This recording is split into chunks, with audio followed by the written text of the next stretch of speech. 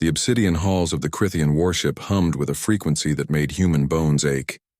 Ivy pressed her palm against the cold metal wall, steadying herself as another wave of vertigo passed.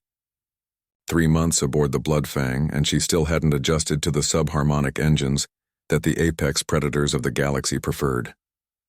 Human. The growl came from behind her, deep and resonant. The pack leader summons you. Ivy turned to face Oreo, the young Crithian warrior who had been assigned as her liaison. His fur was slate gray with white markings across his chest, unusual coloring that had earned him his human-given name. Most Crithians stood over 7 feet tall, with razor-sharp claws and teeth designed to tear through starship hulls as easily as flesh. Oreo was no exception, though at barely 20 cycles, he was still considered a cub by his people's standards. "Lead the way," Ivy said, straightening her uniform. They walked through corridors that stank of copper and musk. The Crithian Empire had conquered 73 systems in the last decade alone.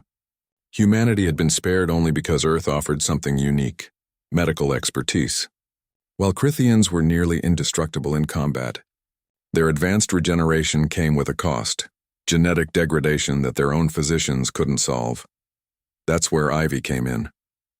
The pack leader's chamber was vast, decorated with the skulls of defeated enemies. Vraxthor himself lounged on a platform of polished bone, his midnight fur scarred from countless battles. Around him, his inner circle watched with predatory interest. "Dr. Ivy Chen," Vraxthor rumbled, his translator chip rendering the words in flat, emotionless English. "You have analyzed the genetic samples?" "I have."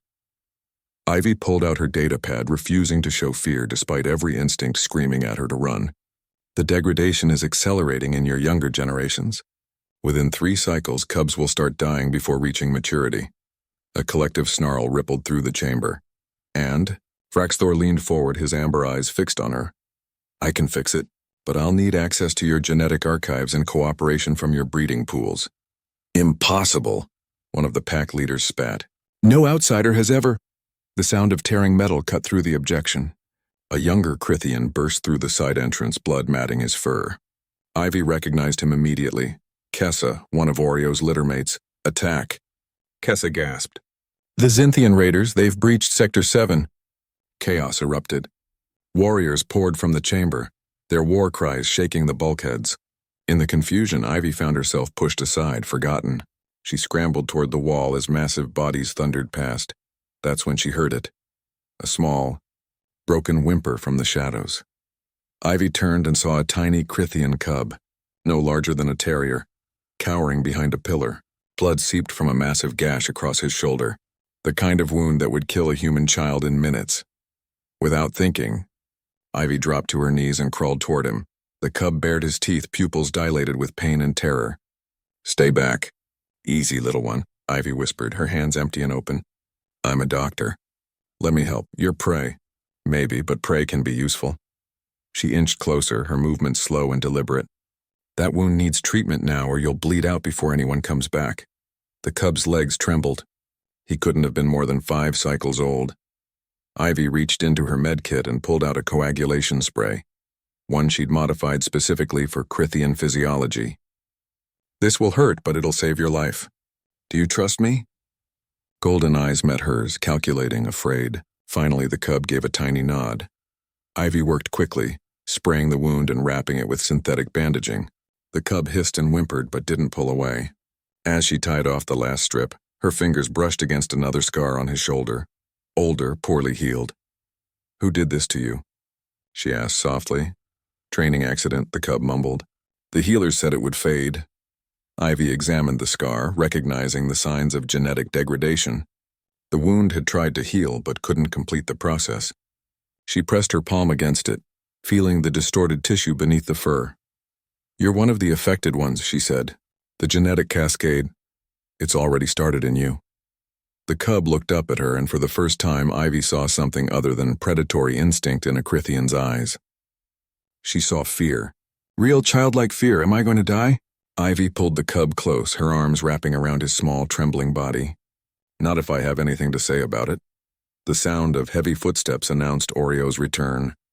He froze in the doorway, his claws extended, taking in the impossible scene before him. A human holding a Crithian cub, both covered in blood. Ivy, what? He was injured in the panic. Ivy said calmly, not releasing the cub. I stabilized him. Other warriors began filing in behind Oreo, their eyes widening. Among them was Vraxthor himself, and beside him a female Crithian whose markings identified her as high-ranking.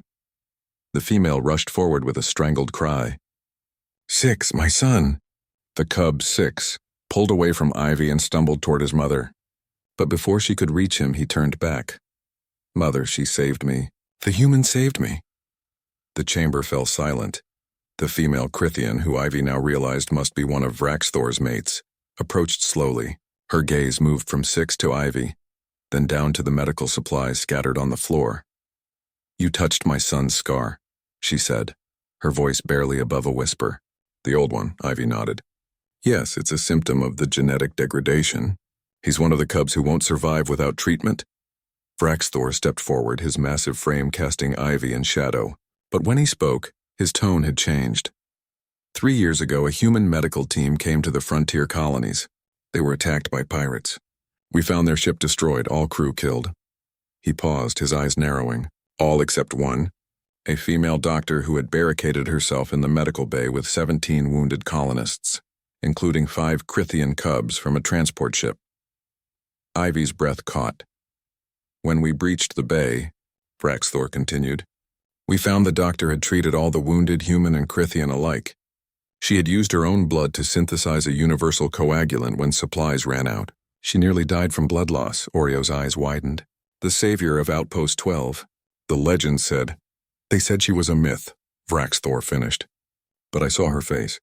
I saw her touch a dying cub's scar just as you did now, and promise him he would live. The pack leader's voice dropped to a reverent growl. That cub was my nephew.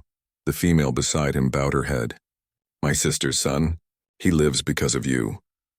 Ivy felt the weight of a dozen predatory gazes, but for the first time they didn't feel threatening. They felt awed. You remembered us, Oreo said softly, even after everything. You came back. Your species is dying, Ivy replied simply, and I made a promise to save that cub. I keep my promises. Vraxthor lowered himself to one knee, an unthinkable gesture for a Crithian pack leader. Around the chamber, warriors followed suit. Then you will have everything you need. Dr. Chen, our archives, our breeding pools, our complete cooperation. He looked up at her, and Ivy saw something she never expected to see in a predator's eyes. Hope. Save our cubs, Savior. Save our future. Ivy knelt beside Six, running her hand through his fur one more time. The cub leaned into her touch, purring softly. I will, she promised. Every single one. And in that moment, the apex predators of the galaxy learned what humans had always known. The fiercest warriors weren't those who conquered through strength, but those who saved through compassion. The pack would never forget again.